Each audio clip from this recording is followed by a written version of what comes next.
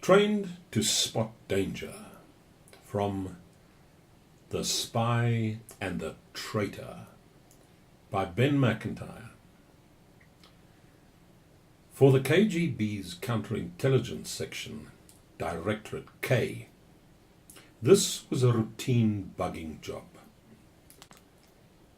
It took less than a minute to spring the locks on the front door of the flat on the 8th floor of 103 Leninsky Prospect, a Moscow tower block occupied by KGB officers and their families. While two men in gloves and overalls set about methodically searching the apartment, two technicians wired the place swiftly and invisibly, implanting eavesdropping devices behind the wallpaper and skirting boards, inserting a live microphone into the telephone mouthpiece, and video cameras in the light fittings in the sitting room, bedroom, and kitchen. By the time they had finished an hour later, there was barely a corner in the flat where the KGB did not have eyes and ears.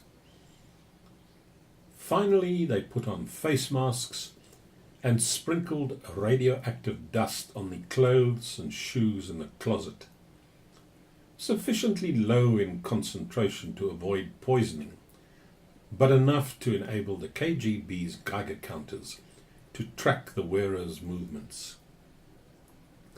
Then they left and carefully locked the front door behind them. A few hours later, a senior Russian intelligence officer landed at Moscow airport on the Aeroflot flight from London. Colonel Oleg Antonievich Gordievsky of the KGB was at the pinnacle of his career. A prodigy of the Soviet intelligence service, he had diligently risen through the ranks, serving in Scandinavia, Moscow, and Britain, with hardly a blemish on his record. And now, at the age of 46, he had been promoted to chief of the KGB station in London, a plum posting, and invited to return to Moscow to be formally anointed by the head of the KGB. A career spy, Gordievsky was tipped to ascend to the uppermost ranks of that vast and ruthless security and intelligence network that controlled the Soviet Union. A stocky, athletic figure, Gordievsky strode confidently through the airport crowds. Inside him, though, a low terror bubbled. For Oleg Gordievsky, KGB veteran, faithful Secret Service of the Soviet Union, was a British spy. Recruited a dozen years earlier by MI6, Britain's Foreign Intelligence Service, the agent codenamed Nocton had proved to be one of the most valuable spies in history. The immense amount of information he fed back to his British handlers had changed the course of the Cold War, cracking open Soviet spy networks, helping to avert nuclear war, and furnishing the West with a unique insight into the Kremlin's thinking during a critically dangerous period in world affairs. Both Ronald Reagan and Margaret Thatcher had been briefed on the extraordinary trove of secrets provided by the Russian spy. No, neither the American president nor the British Prime Minister knew his real identity. Even Gordievsky's young wife was entirely unaware of his double life. Gordievsky's appointment as KGB resident, the Russian term for a KGB head of station, known as a rezidentura, had prompted rejoicing among the tiny circle of MI6 officers privy to the case. As the most senior Soviet intelligence operative in Britain, Gordievsky would henceforth have access to the innermost secrets of Soviet espionage. He would be able to inform the West what the KGB was planning to do before it did it. The KGB in Britain would be neutered. And yet the abrupt summons back to Moscow had unsettled the knocked-on team. Some sensed a trap. At a hastily convened meeting in a London safe house with his MI6 handlers, Gordievsky had been offered the option to defect and remain in Britain with his family. Everyone at the meeting understood the stakes. If he returned as official KGB resident, then MI6, the CIA and their Western allies would hit the intelligence jackpot. But if Gordievsky was walking into a trap, he would lose everything, including his life. He had thought long and hard before making up his mind. I will go back.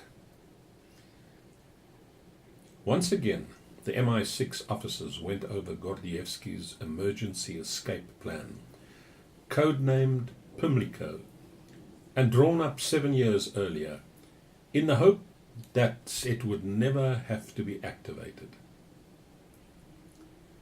MI6 had never exfiltrated anyone from the USSR before, let alone a KGB officer.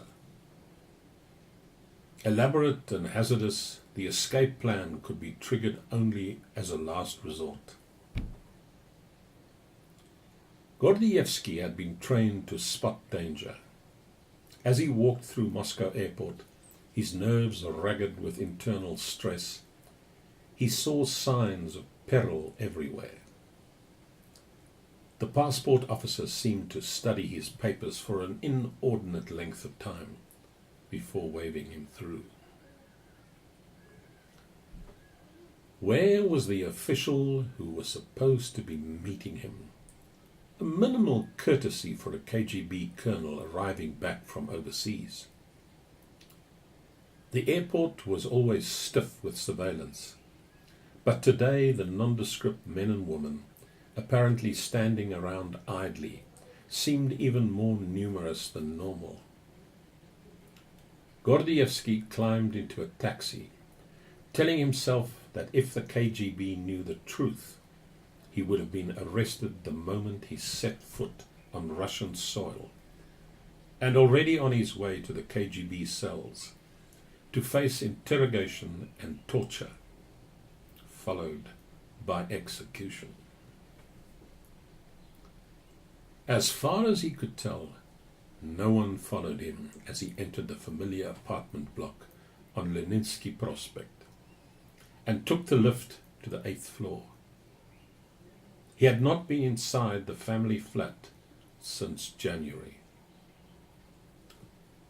The first lock on the front door opened easily, and then the second, but the door would not budge. The third lock on the door, an old-fashioned deadbolt dating back to the building of the apartment block, had been locked. But Gordievsky never used the third lock. Indeed, he never had the key.